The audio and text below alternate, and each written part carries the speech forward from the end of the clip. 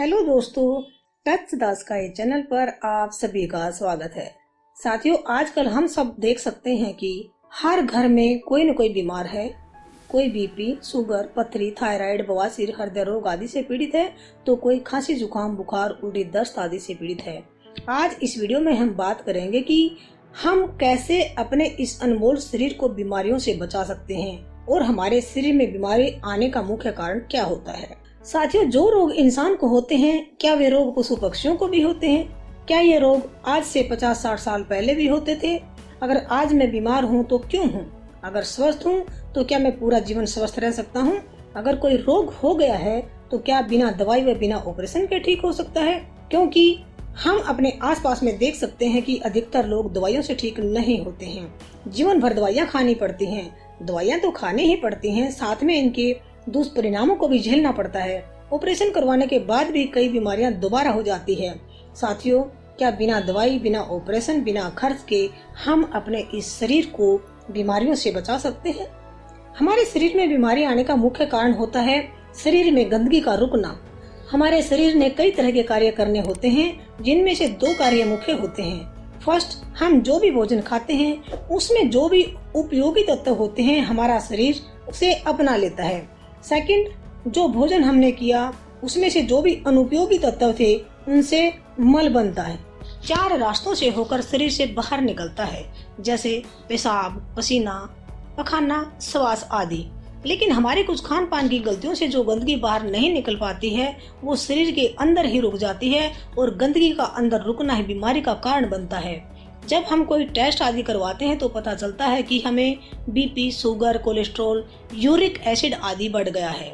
हमारे शरीर में जो पथरी, रसौली, बलगम आदि बन जाते हैं वो हमारे शरीर में पड़ी गंदगी ही तो होती है, जो अलग अलग नामों से जानी जाती है।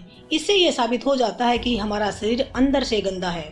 अगर आपने अपने शरीर की जांच नहीं करवाई है तो आप स्वयं जांच कर सकते हैं। अगर किसी इंसान के श्वासों से, पसीने से या मुख से असहनीय दुर्गंध आ रही है तो तुरंत सफाई की आवश्यकता है।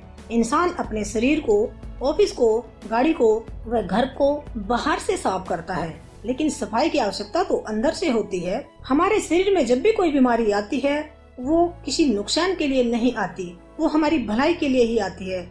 जब भी हमारे शरीर में नज़ला, खांसी, जुकाम, बुखार आदि, उल्टी, दस्त आदि रोग आते हैं तो हमें सचेत करते हैं कि हमारे शरीर के अंदर गंदगी है, इसे तुरंत सफाई की आवश्यकता है। इसके अलावा जो भी रोग इंसान की उम्र बढ़ने के साथ साथ बढ़ने लगते हैं तो उसका जिम्मेदार इंसान स्वयं है। जब हम इन फर्स्ट अवस्था के रोगों को अंदर ही दबा लेते हैं तो दूसरी अवस्था के रोग हमारे शरीर में आ जाते हैं, जैसे बीपी, शुगर, जोड़ों का दर्द, मोटापा, कब्ज, बवासीर आदि। 10-15 साल तक इन सेकंड अवस्था के रोगों को अंदर दबाने से थर्ड अवस्था के रोग हो जाते हैं, जैसे heart attack, brain haemorrhage, kidney failure, paralysis आदि। अगर फर्स्ट अवस्था के रोगों को अंदर ना दबाया जाए तो सेकंड अवस्था के रोग नहीं आ पाएंगे, और सेकंड अवस्था के रोगों को न दबाया जाए तो थर्ड अवस्था के रोग नहीं आ पाएंगे।